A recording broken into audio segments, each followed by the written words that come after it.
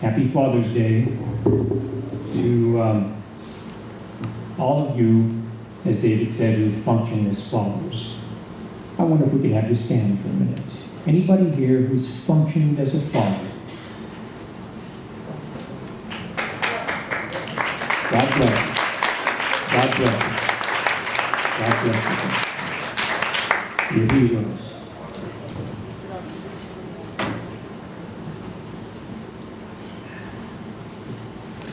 It's a job God has called us to that demands that we be bigger than we are.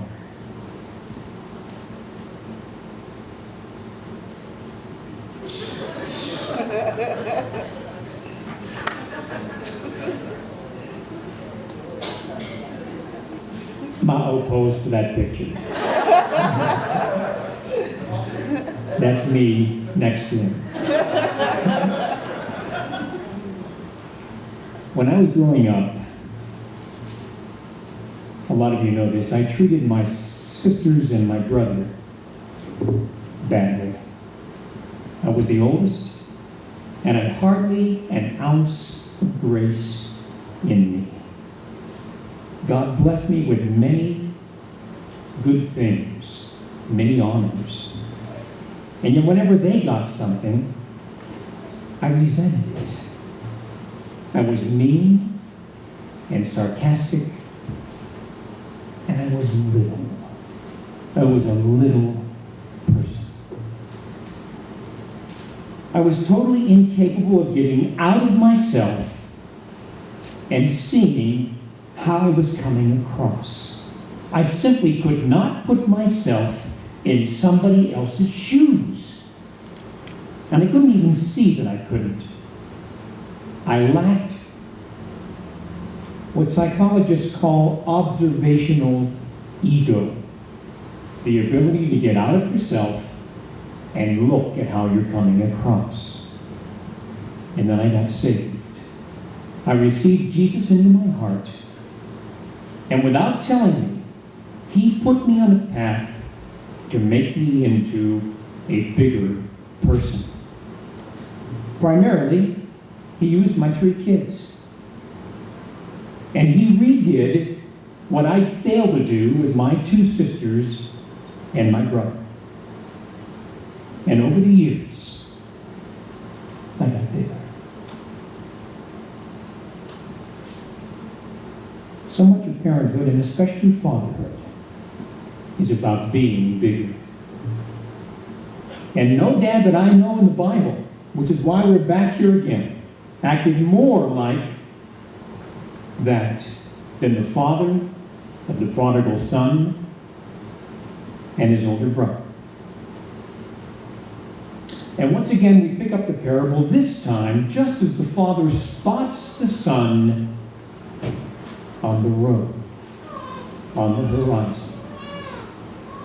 It marks day 1 of a new chapter in his family's history. Now, we've all had new chapters in our family's history. I know some of those chapters, some of those new family chapters have been dark.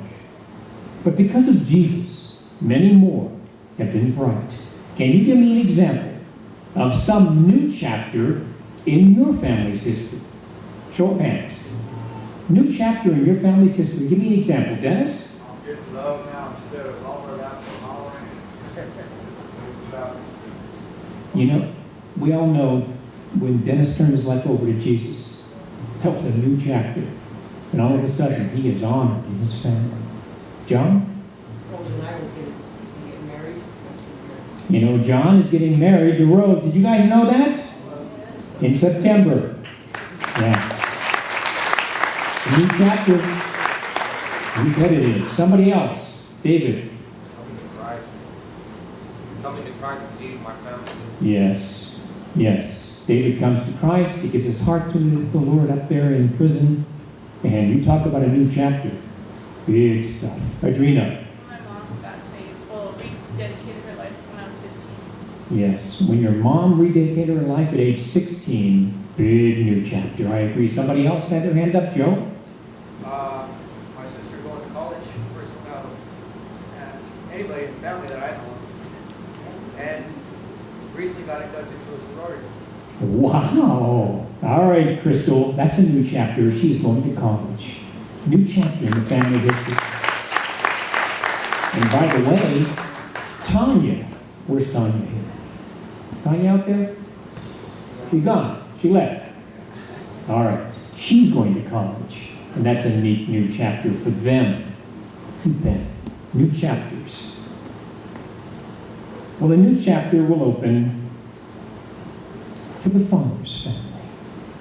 This homecoming is a prospect all the players in the story have pondered over and over. They played out what it was going to be like, starting with the prodigal son himself, and the older son, and the people in the village, and the father. They have thought about this day. How many of you are from small towns? Got some small town people? Give me an example of where you are. East side. The east side. That's a small town, huh? Takes a village to raise a child there. What do you say? Iowa. Where? Jefferson, Iowa. Jefferson, Iowa. Holy smokes, Kenny. What do you say? I know what you're going to say, girl. Say it again. Fort Lupton. All right. Rose, what do you say? You're a Fort Luptonite. Do you guys know each other? No. It's not that big a town, Rose. All right, back there. Mary, is that you? Yep. Cheyenne, Wyoming. All right, there's a small town for you. Yeah, okay. Pat? Ogallala, Nebraska. That's right. Small town. Well, in small towns, there aren't as many scandals as the big city. And when there is one, it tends to make the front page. And by the way, small town ahead, don't believe a word you hear. Scandal makes the front page in a small town. And you can bet the Prodigal Sons story ran on the front page and the back page for a long, long time. Now, nobody was sure he'd come back. You know, young runaways often do, but the older ones, they're a different story. Who knows somebody who left home and never went back? You don't have to say their name. You know some people? Susan, can you go? Go ahead, tell me. You! That's right, she did. Well, you kind of came back. No. Makes me look bad, doesn't it? I am a bigger person, I swear. Who back to Dennis? Who did? Your dad. Yeah, that's right. That's right. John, yours too? Yeah, I hear that. I hear that. Ever since that fateful day, the talk in the village has been, what will the father do if that miserable son returns? What will he say? How will he handle it? And they're divided right down the middle, the opinion.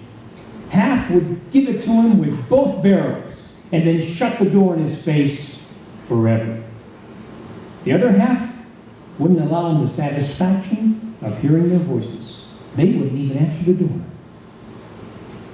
Well, the day has arrived. The prodigals returned, and word spreads like one of those Colorado wildfires. What will the Father do? Let's pray. Speak, O God.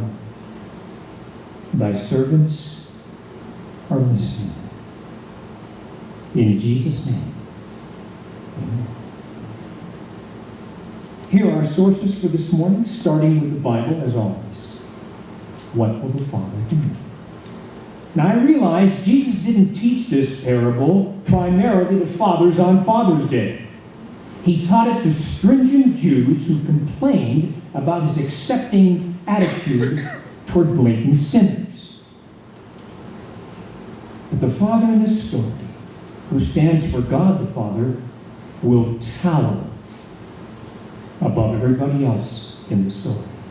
He will become a byword in that village for what it means to act like the bigger person to his children. He will do it by employing two bigger person techniques as it relates to two sons, each of whom is quite different. First, the prodigal. You remember that it all started, as David read, when the son had asked his father for what he intended to will him after he died. But the son didn't want to wait for the funeral. He wanted it then and there. So the father had three choices. One, of course, he could have refused. In fact, he could have refused and kicked the son out empty-handed for such an insult. In that society, far more than ours, honoring your parents was a sacred obligation. It was the fifth commandment. The Torah said you could be stoned to death for disrespecting your parents. Oh, a lot of you guys would like to live back then, wouldn't you? At the other extreme, he could have bribed his son to stay. Look, I know you're getting impatient with the rules here, and maybe I've been too strict. You want to get high with your friends and you want to run around with girls? Okay, stay at home and do it here. Don't go out there, it's dangerous out there. Just make sure you practice safe sex and you don't drink and drive. Bribery. Now, all of us parents have done it to some degree, even with the little ones. If you promise to be quiet, I'll get you some nerves. That'll really settle them down, won't it? Or a final choice. Choice number 3, let him go. He's not 12. He's not 15. I doubt if he's younger than 18. Let him go. Entrust him to God. Believe you've laid enough of a foundation that he'll make it. Let him go. And that's what the father did. He divided his property and gave the son his piece.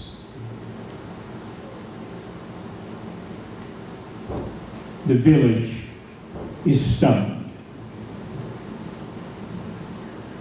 It'll be the first of a number of surprises they'll get from this big person. Letting a child, an adult child, go, of course, especially if it's a bad path they're headed down, isn't easy. How many of you have had to? How many of you have had to let a child go, an adult child, an older child, they just wouldn't listen, they wouldn't respect your house rules, they kept doing their thing? How many parents here have had to do that?